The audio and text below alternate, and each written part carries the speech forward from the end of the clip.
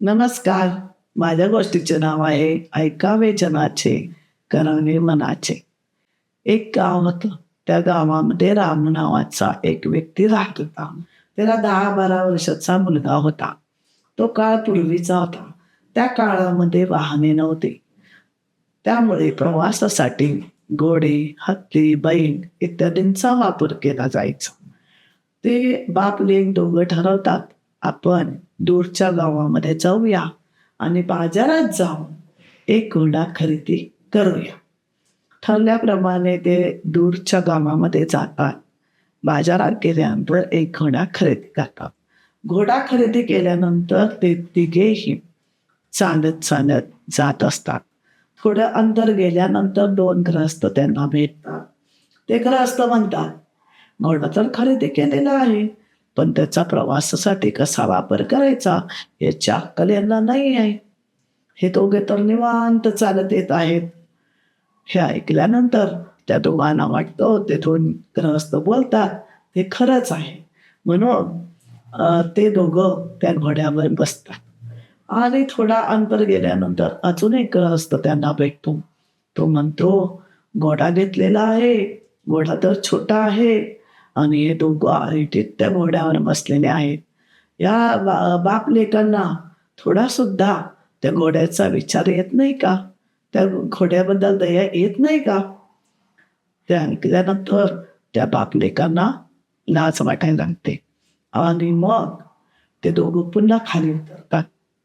तर त्याचा मुलगा वडिलांना म्हणतो, बाबा तुम्ही घोड्यावर बसा आणि मी चालत येतो.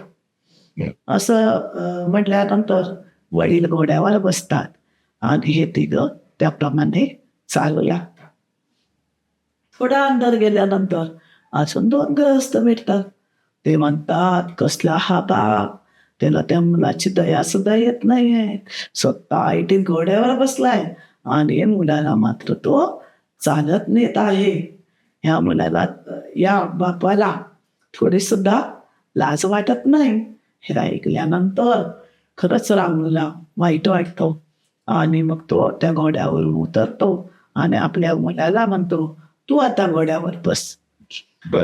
मुलगा घोड्यावर बसतो. रामू चालत चालू लागतो. असं चालता चालता पुन्हा एक ग्रहस्थ त्यांना भेटतो आणि तो ग्रहस्थ म्हणतो, कसला हा मुलगा, या मुलाला वडिलांची थोडी सुद्धा दया नाही. स्वतः मात्र आयटीत बसलाय आणि वडील मात्र चालत येत आहेत. हे ऐकल्यानंतर मुलाला पण वाईट वाटतं आणि तो घोड्यावरून खाली उतरतो.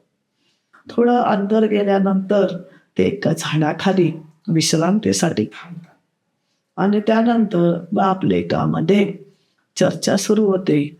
आपण काही केलं तरी लोक नावच ठेवतात. मग आता आपण आपल्या मनाला जे पटेल तेच आपण करायचं, असं ते दोघं ठरवतात आणि दोघं स्मित हास्य करत त्या घोड्यावर बसतात आणि लोक काय म्हणतील याकडे ते दुर्लक्ष करतात आणि आनंदाने आपल्या घरी ते परत येतात. या गोष्टीवरून एवढंच लक्षात ठेवायचं, तुम्ही काही केलं तरी समाजातील लोक आपल्याला नावच ठेवत असतात. तेव्हा आपण ही म्हण लक्षात ठेवली पाहिजे की ऐकावे जनाचे आणि करावे मनाचे. माझी गोष्ट ऐकल्याबद्दल धन्यवाद.